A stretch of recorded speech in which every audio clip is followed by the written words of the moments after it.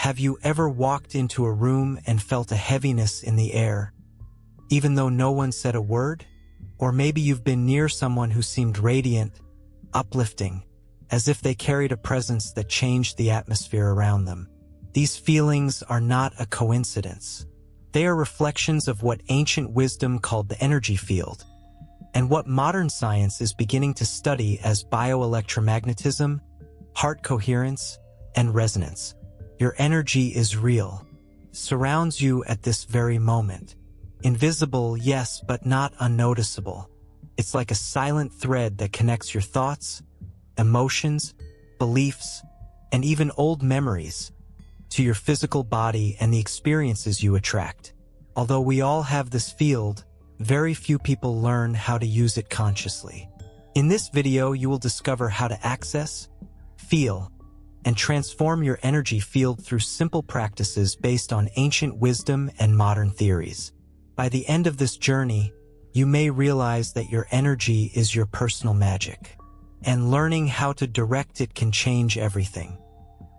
According to Rudolf Steiner, beyond the physical body and the etheric body, we have what he called the body of desire, a subtle layer made up of the forces that truly drive our energy. We're not just talking about conscious wants like getting a new job or starting a relationship. We're talking about deep, archetypal, sometimes unconscious desires that vibrate beneath all your choices. Carl Jung would call this the projection of the anima or animus. Inner images that silently shape how you behave, love, reject, or attract certain situations. It's as if your energy carries an invisible magnet, but this magnet isn't activated by what you say you want.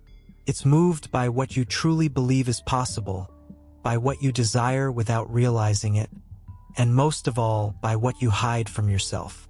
Maybe you think you want peace, but you carry a subtle restlessness that vibrates conflict.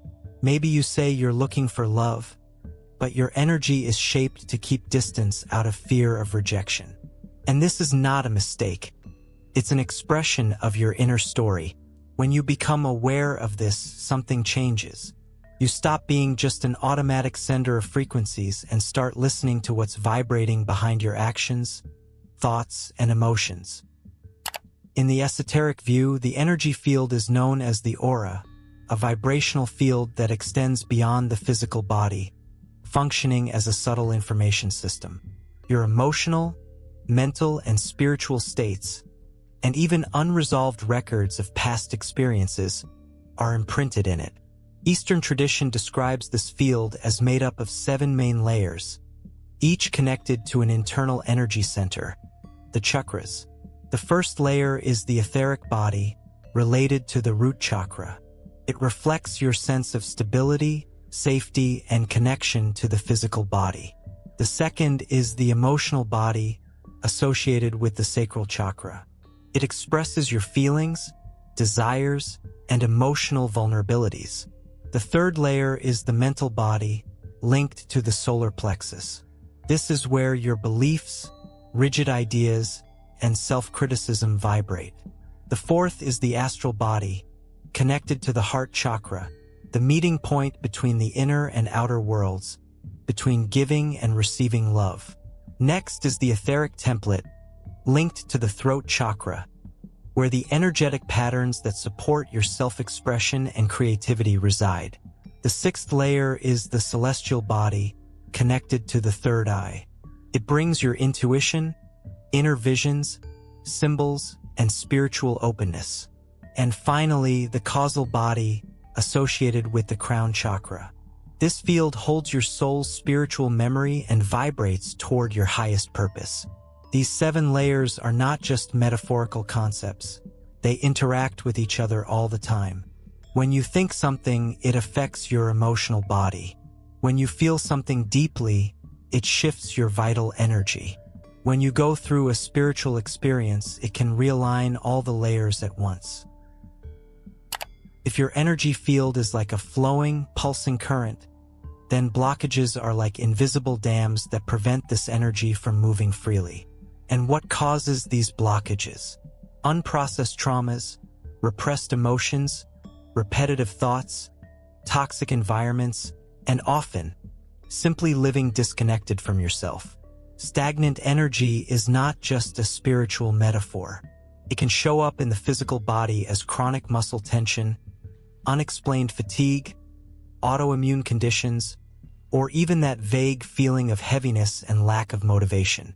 In the emotional field, it appears as constant irritability, a sense of emptiness, or anxiety with no clear cause. In behavior, it expresses itself in repetitive patterns. Procrastination, self-sabotage, emotional dependency, or a cycle of choices that always seem to lead to the same place. Many times, these blockages don't come from your true self. They come from the persona, the mask you learn to wear to survive socially. When you suppress an emotion to please others, silence a desire to fit in, or hide your pain out of fear of rejection, that energy doesn't disappear. It accumulates, and over time, it turns into a blockage. You can start dissolving these blockages simply by becoming present, mindful. When you sincerely observe what you feel without trying to fix it, judge it, or run from it, something inside begins to shift. Notice where there's tension in you, where there's repetition, where there's too much silence or too much emotion. Energy shows the path to healing when you're willing to listen to it. Once you identify the blockages in your energy field, the next step is to begin cleansing and realigning the centers that support this field. The chakras. Each chakra functions as an energy station that influences specific aspects of your life. When one or more of them are out of balance, the natural flow of energy is disrupted, affecting your thoughts, emotions, and even how you see the world. Energy cleansing doesn't have to be mystical or complicated. It can begin with simple but consistent practices.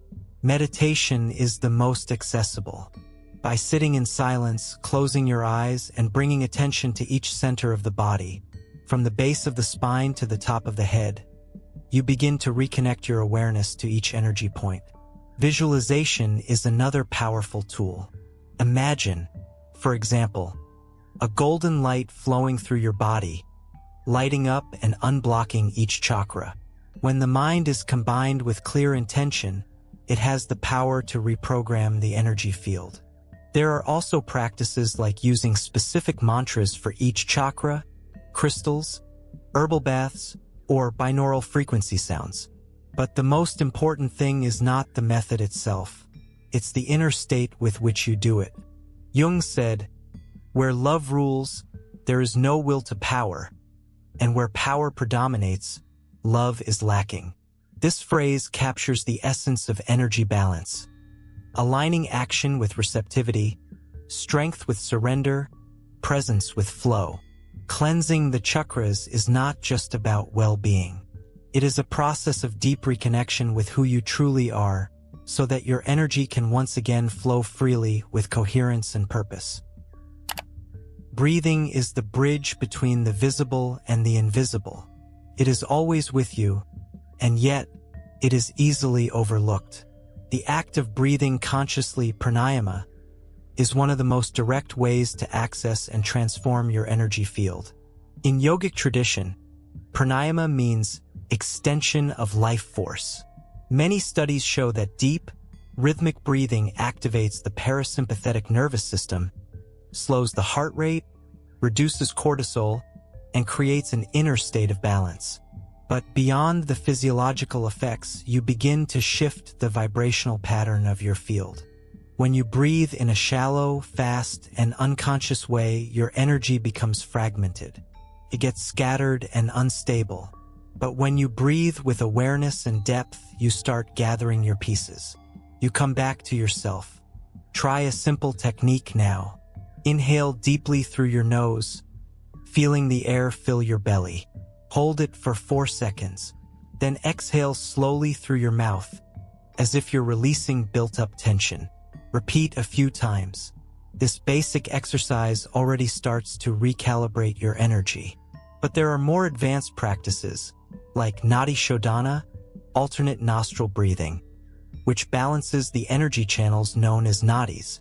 or Bastrika, the breath of fire, which activates and purifies the lower chakras.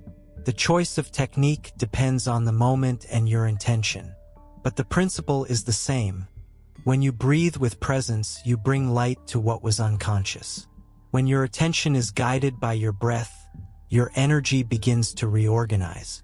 And little by little, you stop being a victim of internal chaos and start becoming the conductor of your own vibration. A lot is said about the law of attraction as if it were a magical formula to manifest desires. But what few people realize is that this law doesn't respond only to your conscious thoughts. It responds to the full vibration of your being, including what you don't admit to feeling. Everything in the universe vibrates. You, the words you speak, the emotions you feel, the thoughts you nurture.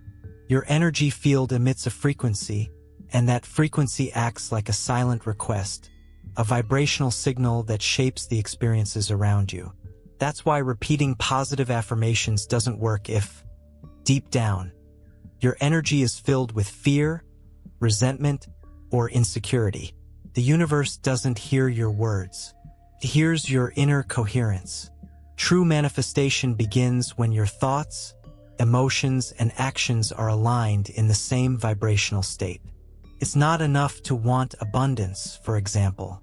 You need to feel that it's possible, act as if it is worthy of you, and maintain that vibration even when faced with challenges.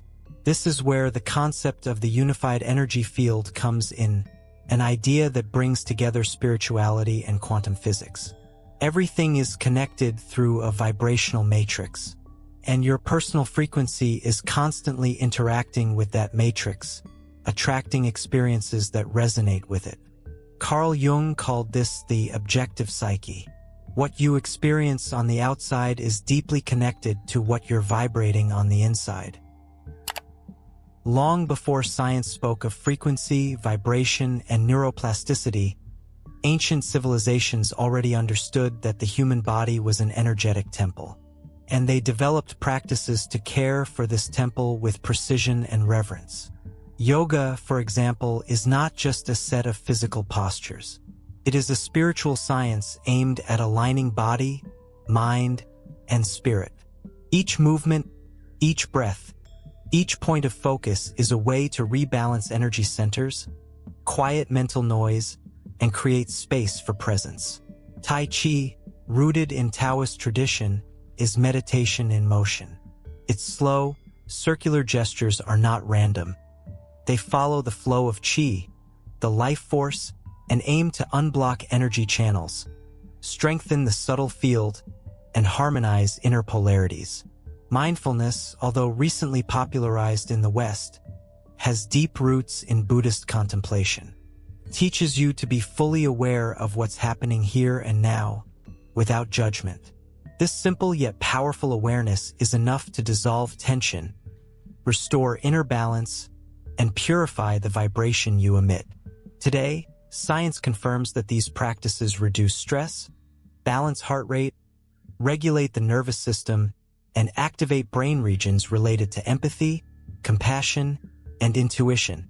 But there's something science still can't measure: the feeling of coming home, the inner silence that rises after a deep practice, the vibrational peace that settles in when body and soul move in the same rhythm.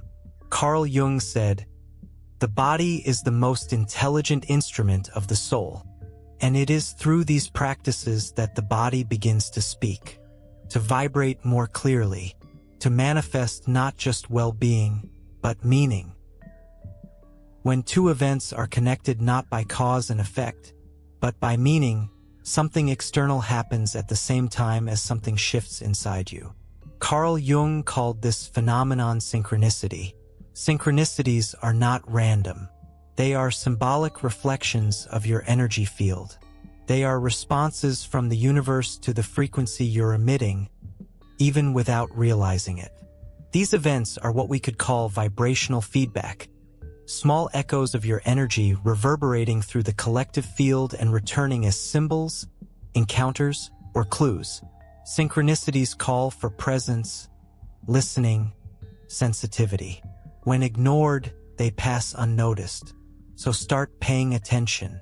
Write down coincidences. Notice patterns. Ask yourself what a certain situation might be trying to show you. The power you carry is not only in what you do, but in what you vibrate. In silent thoughts, unspoken emotions, the intention behind each gesture. And most of all, in your willingness to listen to what lives behind all of that. You don't need to control everything. You just need to learn how to notice, to feel where your energy is heavy, where it's light, where it's scattered or focused, and then gently redirect it with simple practices, with clear intention. Here's a suggestion. Start your day with an energy check-in. Close your eyes for 30 seconds. Feel your body, your emotions, your mind. And at the end of the day, do a quick energy reset. 3 deep breaths. 1 clear intention. 1 minute of silence. And that's it. Your field begins to reorganize. You are not just part of the field. You are the field. And what you emit inevitably returns.